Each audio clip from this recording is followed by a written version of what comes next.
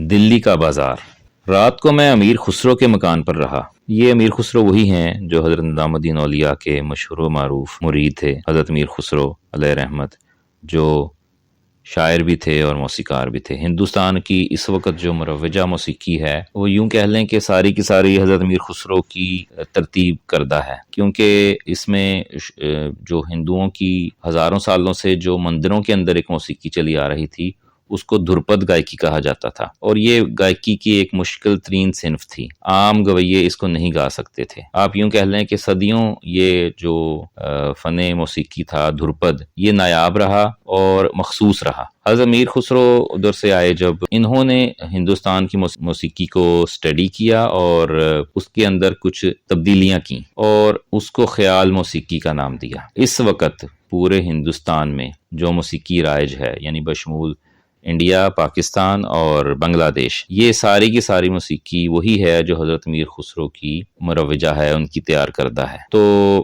حضرت امیر خسرو کی جو موسیقی ہے اس کی ایک خاص بات یہ بھی ہے کہ یہ درباروں سے، یعنی شاہی درباروں سے نکل کر یہ اولیاء کے مزاروں تک پہنچ گئی اور عام ہو گئی۔ تو بہرحال رات کو میں، یہ لکھتے ہیں راج کمار ہردیو لکھتے ہیں، رات کو میں امیر خسرو کے مکان پر رہا اور دیر تک جاگنے کے سبب صبح ذرا دیر میں آنکھ کھلی۔ سویرے امیر خسرو کے نوکروں سے معلوم ہوا کہ وہ آج بہت جلدی دربار میں چلے گئے ہیں کیونکہ آج کوئی خاص جشن تھا۔ اچھا، آپ کو یہ معلوم ہونا چاہیے کہ حضرت امیر خسرو جو تھے علاؤ الدین خلجی کے دربار سے ان کا تعلق تھا۔ یہ بھی معلوم ہوا کہ امیر خسرو ذرا دیر میں آئیں گے۔ میں نے چاہا کہ اپنی قیام گاہ پر چلا جاؤں کیونکہ اب امیر خسرو سے ملنے کی کوئی خاص ضرورت باقی نہیں رہی۔ یہ سوچ کر میں امیر خسرو کے مکان سے روانہ ہوا۔ میری قیام گاہ شہر سے باہر چھاؤنی میں تھی۔ راستے میں دہلی کا وہ بازار بھی آتا تھا جہاں بخارا اور ترکستان اور ایران کا سامان بکتا ہے۔ میں آہستہ آہستہ ان دکانوں کو دیکھتا جاتا۔ ہر قسم کے کپڑے، پوستین، کمبل اور قالین اور کمانیں اور ڈھالیں اور تیر اور تلواریں اور خنجر ان دکانوں میں نظر آتے تھے۔ دکاندار بھی اکثر انہی ملکوں کے تھے۔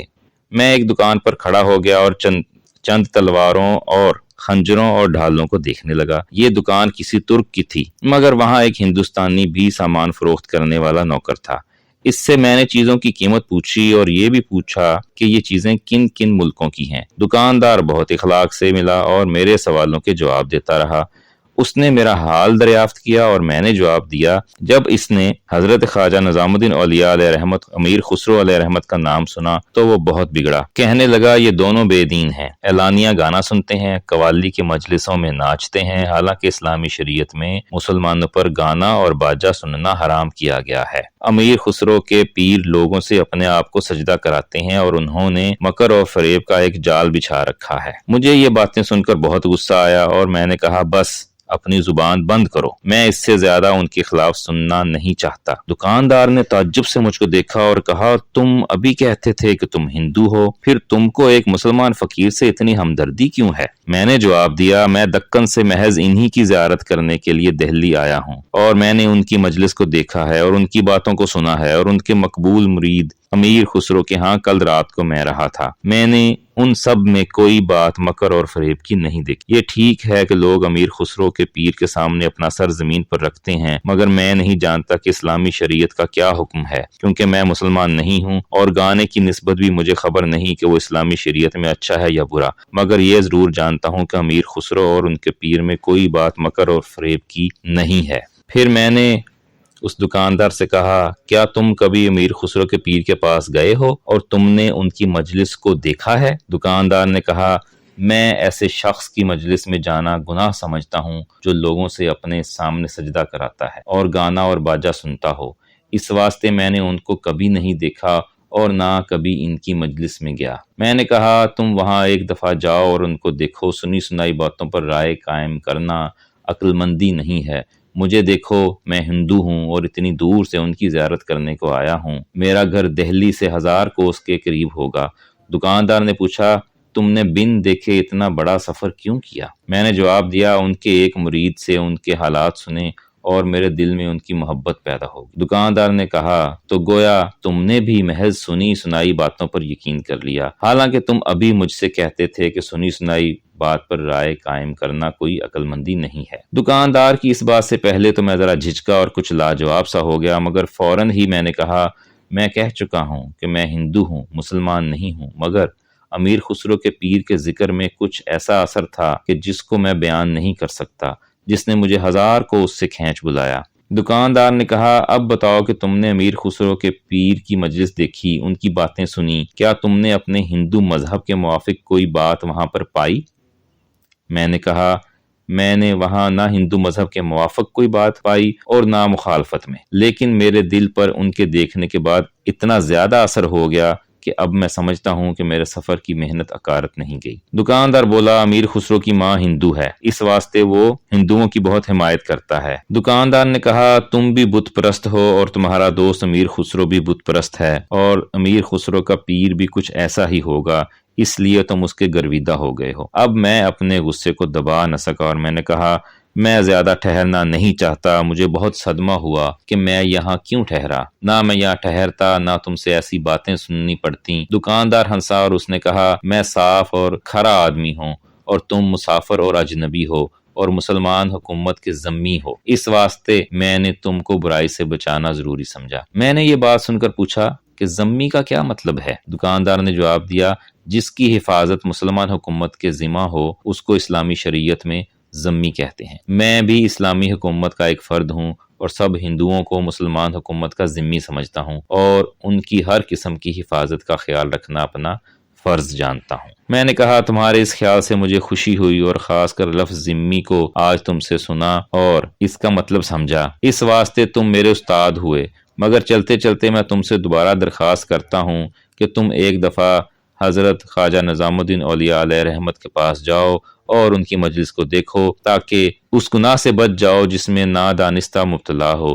چونکہ تم نے مجھ کو ذمی سمجھ کر نیک نیتی سے میرے فائدے کی بات کی، اس واسطے سے میں اس کی شکر گزاری میں اس بات کو سمجھتا ہوں کہ تمہیں بھی ایک بڑی غلط فہمی سے بچاؤں۔ دکاندار نے ہنس کر کہا، اچھا میں کل شام کو ضرور جاؤں گا، کیونکہ دن کے وقت مجھے دکان سے فرصت نہیں ملتی اور شام کے وقت چونکہ سارا بازار بند ہو جاتا ہے اس واسطے مجھے فرصت مل جاتی ہے۔ میں نے کہا، تو میں بھی کل تم کو وہاں ملوں گا۔ دکاندار بولا، مگر تم اس کا وعدہ کرو کہ اگر مجھ سے پہلے وہاں پہنچ گئے تو میری اس مخالفت کا ذکر کسی سے نہیں کرو گے۔ میں دیکھوں گا کہ حضرت نظام الدین اولیاء کو میرے خیالات کی خبر ہوتی ہے یا نہیں۔ میں نے جواب دیا، تو تمہارا مطلب میں نے سمجھ لیا اور میں چھاؤنی جانا ملتوی کرتا ہوں، تم آج ہی وہاں چلو، میں آج شام تک تمہارا مہمان ہوں۔ شام کو تمہارے ساتھ حضرت کے پاس چلوں گا اور مجلس میں ایسی جگہ بیٹھوں گا کہ حضرت کی نگاہ مجھ پر نہ پڑے اور تم مجھے دیکھتے رہو، میں کسی سے تمہارا ذکر نہیں کرتا۔ چنانچہ میں دکان پر ٹھہر گیا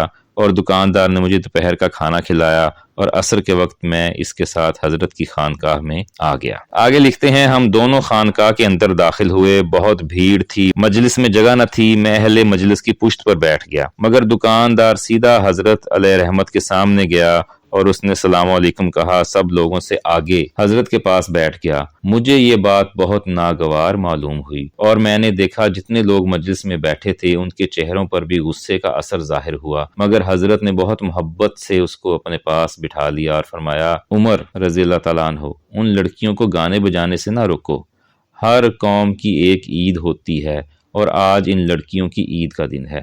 یعنی یہ ریفرنس کے طور پر حضرت نظام الدین اولیاء نے وہ دکاندار کے بیٹھتے ہی آپ نے وہ جو حدیث مبارکہ ہے، مشہور ہے، سب لوگوں نے سنی ہوگی، کہ جب وہ ایک قوم کی لڑکیاں جو تھیں وہ شادی کے موقع پر گا رہی تھیں، آپ صلی اللہ علیہ وسلم نے فرمایا کہ عمر ان لڑکیوں کو گانے بجانے سے نہ روکو، ہر قوم کی ایک عید ہوتی ہے اور آج ان لڑکیوں کی عید کا دن ہے۔ جب حضرت نے یہ بات پوری کی تو دکاندار نے مجھے مڑ کر دیکھا اور اس کے چہرے پر ایک خوف طاری تھا۔ اس کے بعد حضرت نے فرمایا، مسلمان کو چاہیے ہر وقت اللہ کا کلام اور اس کے رسول صلی اللہ علیہ وآلہ وسلم کے کلام کو یاد رکھے۔ قرآن مجید میں لکھا ہے، اللہ نے فرشتوں کو حکم دیا کہ آدم کو سجدہ کریں، اور قرآن میں یہ بھی لکھا ہے کہ حضرت یوسف کو ان کے ماں باپ اور بھائیوں نے سجدہ کیا تھا۔ یہ دونوں خبریں قرآن مجید میں موجود ہیں، مگر ایسا کوئی حکم قرآن مجید میں نہیں آیا کہ مسلمانوں کو کسی آدمی کے سامنے ایسے تعظیمی سجدہ نہ کرنا چاہیے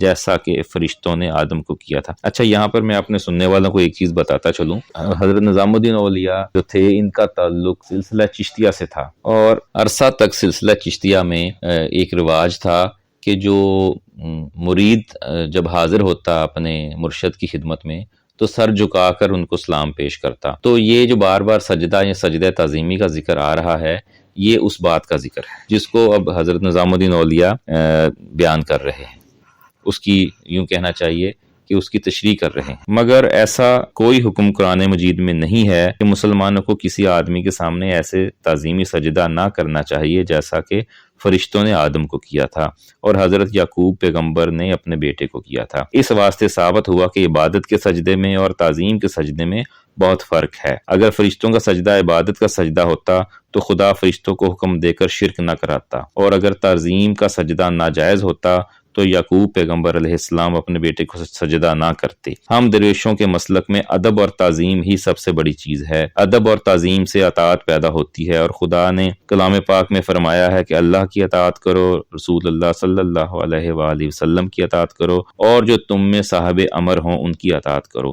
بس جو لوگ اپنے پیروں کے آگے سر زمین پر رکھتے ہیں تو وہ عبادت کا سجدہ نہیں کرتے بلکہ تعظیم کا اظہار کرتے ہیں، جس سے ان میں اطاعت پیدا ہوتی ہے، اور پیر کی اطاعت سے رسول اللہ کی اطاعت پیدا ہوتی ہے، اور رسول اللہ کی اطاعت سے اللہ کی اطاعت پیدا ہوتی ہے، اور خدا کی اطاعت سے انسان کی پیدائش کا مقصد پورا ہو جاتا ہے۔ حضرت علیہ رحمت کی یہ بات سن کر دکاندار نے ایک چیخ ماری اور وہ حضرت کے قدموں میں سر رکھ کر چیخیں مار مار کر رونے لگا، روتا تھا اور کہتا تھا مجھے معاف کیجئے، میں بڑی گمراہی میں تھا۔ حضرت نے اپنے پری زادے خواجہ سید محمد سے فرمایا جو حضرت کے قریب بیٹھے ہوئے تھے، ان کو اٹھاؤ، ان کو پانی پلاؤ، ان کو کھانا کھلاؤ، ان کے واسطے حلوہ لاؤ۔ انہوں نے ہم کو حدیث یاد دلائی، انہوں نے ہم کو قرآن یاد دلایا، انہوں نے ہم پر بہت احسان کیا۔ اس کے بعد فرمایا آج وہ ہندو مہمان ہردیو کہاں ہے؟ میں یہ سن کر لوگوں کے پیچھے سے کھڑا ہو گیا اور ہاتھ جوڑ کر عرض کی غلام یہاں حاضر ہے۔ حضرت نے میری طرف دیکھا، حضرت کی آنکھوں میں آنسو تھے، اور فرمایا ہم سب خدا کے ذمہ ہیں، کوئی انسان کسی انسان کا ذمہ نہیں ہو سکتا، کیونکہ کسی کے اختیار میں نہیں ہے کہ وہ دوسرے انسان کی ویسی حفاظت کر سکے جیسا خدا اپنے بندوں کی حفاظت کرتا ہے۔ یہ سن کر دکاندار نے ایک بار پھر چیخ ماری اور ایک مرغے بسمل کی طرح صحن میں لوٹنے لگا۔ اتنے میں حضرت خواجہ سید محمد کچھ کھانا اور حلوہ اور پانی لے کر آ گئے۔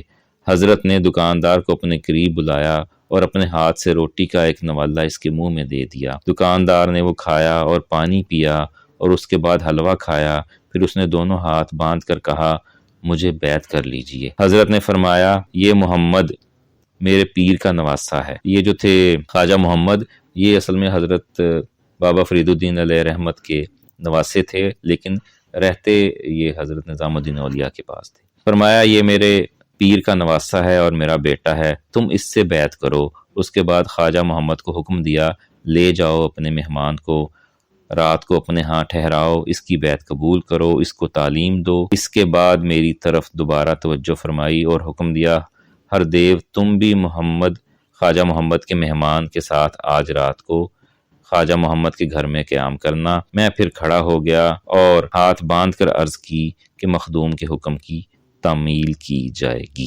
تو یہ ایک واقعہ تھا جو کہ حضرت نظام الدین اولیاء علیہ رحمت کی روحانی تصرفات میں سے ایک تصرف کو بیان کرتا ہے۔ اب اس میں بیان کرنے کو تو بہت سی چیزیں ہیں، ایک تو آپ کا کشف ہے، اور دوسری چیز جو کہ اس میں بتانے والی ہے وہ یہ ہے کہ حضرت نے جب یہ واقعہ بیان فرمایا اور جب دکاندار کے لیے آپ نے کچھ باتوں کی تشریح کی تو یقیناً اس کے قلب کے اوپر توجہ فرمائی، اور اسی توجہ کے زیر اثر اس کا دل جو ہے وہ نرم ہو گیا اور اس کی چیخیں نکلنی شروع ہو گئیں۔